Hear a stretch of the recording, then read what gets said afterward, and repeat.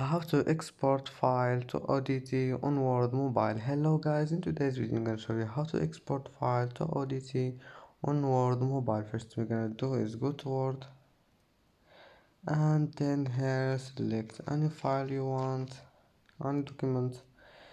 Just click like this one and then click here these 3 points and now click save.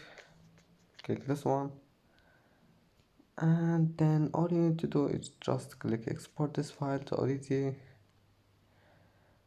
and as you see now just select where you want to export it, like this device, and then